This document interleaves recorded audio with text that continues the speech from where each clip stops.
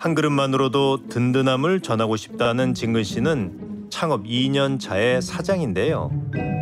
그에게 특별한 인연이 찾아온 건 지난해 8월이었다고 합니다. 일을 정말 열심히 하는 귀인이라고 생각을 했거든요. 되게 자주 왔죠. 이 사람이 가게를 일주일에 한 네다섯 번씩 계속 와서 이제 관리를 해줬거든요. 하루가 뭐다 하고 찾아와 영업 관련 조언을 해줬다는 남자. 제가 본사에 전화를 해서 이렇게 이제 들어가고 싶다니까 영업 사안이 나왔더라고요.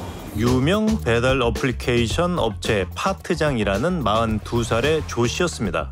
어떤 고객이 별점을 낮게 달았는데 이건 리뷰 테러인 것 같다. 배달 실수나 이런 게 있으면 자기들이 케어를 다 해주겠다.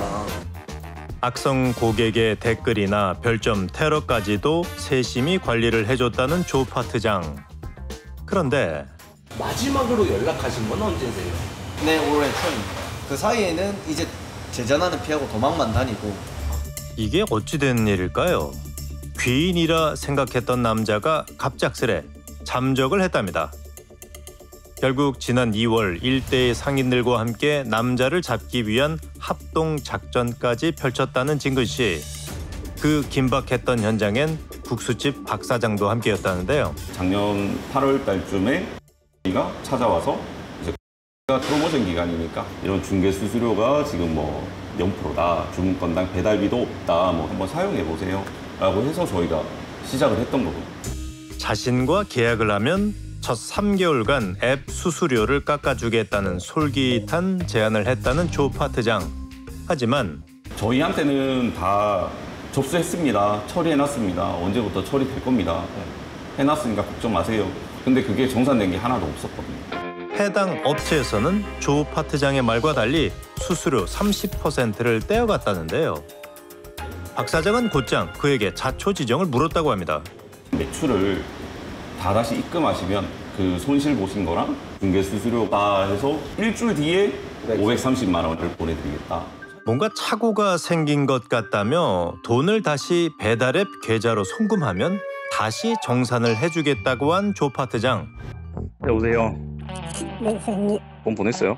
아주 1시 반쯤이면 충분히 돈 보낼 수 있습니다. 점주님. 아이고, 됐다 그냥. 너는 내가 볼 때 그냥 99%가 거짓말이야. 예, 한 번만 지켜봐 주세요. 안 보낼 거잖아, 이씨. 아니요, 제발 좀 그만하고 싶으니까. 같은 일을 겪은 점주들은 더 있었습니다. 좀 무서워요. 오락가락해요. 그냥 화냈다가 한 번씩 막 울면서 전화하면서 살려주세요 했다가 자기도 막 발버둥 치고 있고 갚을 거다 했다가 그때부터 서서히 진짜 자기가 맞구나라는 생각을 그때 처음 했어요. 이런 상황에서 점주들이 특별 혜택을 주겠다는 조 파트장의 말을 믿은 데엔 다 이유가 있었다는데요. 라는 대기업에 다니는 사람이었고 그때도 항상 늘 그 사원증을 차고 다녔어요. 거기다가 개인 계좌임에도 불구하고 이렇게 꼭 계좌인 것처럼.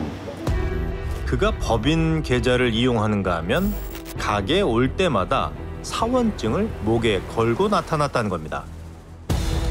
이런 수법으로 조 씨가 손에 넣은 피해 금액은 확인된 것만 해도 수천만 원. 이름만 들으면 알 법한 배달업체 파트장은 왜 점주들의 돈을 갈취하고 있을까? 그런데 자신을 찾아온 점주들에게 조 파트장은 늘 이런 얘기를 했다고 합니다.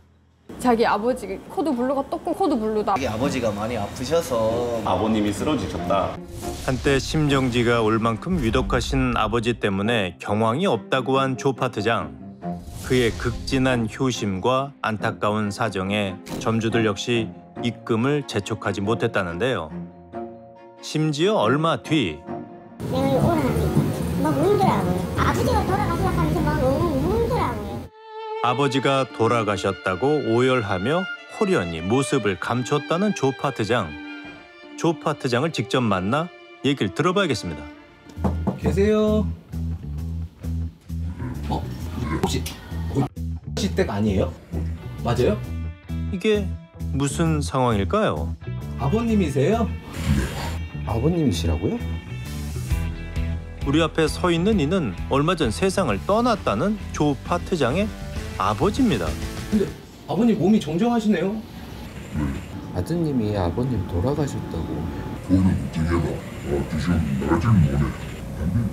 나이 탓에 아픈 곳이 많긴 하지만 여전히 애연가라는 조 씨 아버지.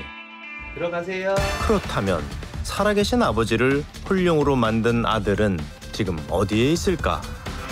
어쩌면 조 파트장이 담당했던 점주들이 그의 소식을 알고 있을지도 모릅니다. 그런데 혹시 이분 보신 적 없으신가요? 네, 맞아요. 잘 알죠. 진짜 엄청 빠끔한 사람 또 쪘네. 야, 잘 처먹고 다니는 거 보네. 야. 왜요? 왜냐면 저도 사기를 했어요. 수수료를 다시 정산해 주겠다는 말에 800만 원이 넘는 돈을 송금한 이 점장은 그 뒤 배달의 본사에도 전화를 걸었다고 합니다. 이게 진짜 좀 이상하다 싶어서 이제 전화를 했는데 그런 프로모션이 없대요. 전화도 그런 거 없고 담당자도 얘가 아닌 거죠. 직원이 아니라고요? 그렇죠. 아, 이거 사기꾼이었구나. 우린 배달 업체에 직접 연락을 했는데요. 자기가 뭐 계좌로 받은 거를 다시 뭐 계좌 이체 시켜줬다. 가면 다니고 있는데 계좌가 뭔지도 모릅니다. 그 친구의 말이 10개 중에 하나가 맞는 게 없어요. 거짓말이라서. 조 씨는 당사에서 약 4개월밖에 근무하지 않았으며 마치 당사 직원인 것처럼 사칭하여 사기 범죄를 저질렀습니다. 조 씨가 주장하는 수수료 할인 프로모션이 진행된 바 없으며 조 씨로부터 당사에 입금된 내역 역시 없는 것으로 확인했습니다. 그런데 우리가 만난 한 점주는 조 씨가 범행을 저지른 이유를 알 것 같다는데요. 그러니까 솔직하게 말씀해 주세요. 이건 진짜 궁금해요. 받아서 3년 전에 네네. 사건이 있었었어. 폭행으로. 그때 벌금 받은 게 있었거든. 1만 원. 이제 어느 정도 일부는 내놓고 이제 그때 730만 원인가 부족했었어. 근데 이게 저거 됐었단 말이야. 수배 중이니까 벌금 납입한다고 썼어. 내가 그거 솔직하게 인정할게. 니한테 못할 짓을 했어. 벌금을 내지 못한 상태에서 또 범행을 저지른 조 씨가 꼬리에 꼬리를 무는 악행을 반복하고 있는 것 같답니다. 짐작은 맞을까? 아마도 그 답을 알고 있을 사람은 한 사람, 조 씨일 텐데요. 우린 다시 그의 집을 찾아갔습니다. 계세요. 저희 SBS 궁금한 이야기 Y팀인데 네. 요번에 그 건 때문에 얘기 좀 듣고 싶어서. 지금 이제 저만 이상한 사람이 이렇게 갖고 있는 상황이거든요. 현재 상황으로. 대뜸 억울함을 쏟아낸 남자는 우리를 골목 한켠으로 이끌었습니다. 돈을 결국 어디다 썼냐가 궁금한 거라. 근데 그거는 지금 아직도 조금 중에 있는 상황이기 때문에 중간에 제가 지금 또뭐 아까 말했지만 5분인데 3분한테는 거의 이제 드렸던 만큼은 다 갖고 3분 거는 다 들어가셨어요. 아니 안 들어간 걸 제가 확인을 했는데 계좌를 카페. 거기도 아직 안 들어갔어요. 그다음에 그 아직 안 들어갔고 칼국수. 칼국수 아직 안 들어갔어요. 돈을 줬다고 했다가 아니라고 했다가 횡설수설하는 조 씨. 사장님들한테 아버님 얘기를 하셨잖아요. 돌아가셨다고. 참된 소리를 하시니까 그때 당시에 그냥 몸이 안 좋아서 그랬지 돌아가셨다고 했다가 뭔가 문제가 있거나 뭐 아버지가 잘못했다 그것까지는 제가 할 필요가 없었거든요. 막 울더라고요. 아버지가 돌아가셨다면서 막 울더라고요. 과연 진실은 뭘까요? 그에게 우린 묻고 싶은 게 더 있었습니다. 퇴사 처리됐다는 부분도 사실 그 사람들은 모르고 계셨고 업주님들. 그냥 퇴사 처리를 그 사람들은 11월 말일 날짜로 저를 그냥 퇴사 처리를 시켰지만은 제가 그 이후에도 계속적으로 업무를 지시를 받아서 하고 있었던 부분하고 같아요. 어쨌든 뭐 제가 이제 그 중간에 잘못해가지고 제가 이제 다 동생이를 썼는 거예요. 사실적으로 얘기하면. 끝끝내 자신은 억울하다는 건데요. 그런데 날짜를 그럼 다시 잡아가지고 뭐 얘기를 하시고 내일은 근데 진짜 제가 일단 그 3시 전에는 전화를 다시 한번 드릴게요. 네. 급히 일이 있다며 자리를 피한 조 씨. 하지만 약속 당일 날짜를 잘못 알았다며 다음 날로 인터뷰 일정을 바꾼 그는 끝내 잠적을 했는데요. 그런데 불과 며칠 전 조 씨와 연락이 닿은 점주가 있었습니다. 여보세요? 네, 여보세요. 오늘 돈 보내시기로 하셨잖아요. 돈이 없습니다. 왜 없습니까? 안 보내는 게 아니고 못 보내는 거죠. 오늘도 못 만나나요, 그러면? 만나서 뭐 하실 건데요? 돈이 나와요, 지금? 타이밍. 아니, 본인은 왜 이렇게 당당해요? 뭐가 상당합니까 제가 지금? 그럼 제가 그냥 잠수 탈까요? 한번 기다려 주십시오.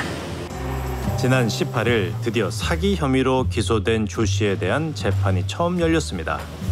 하지만 피해자들은 여전히 씁쓸하기만 한데요.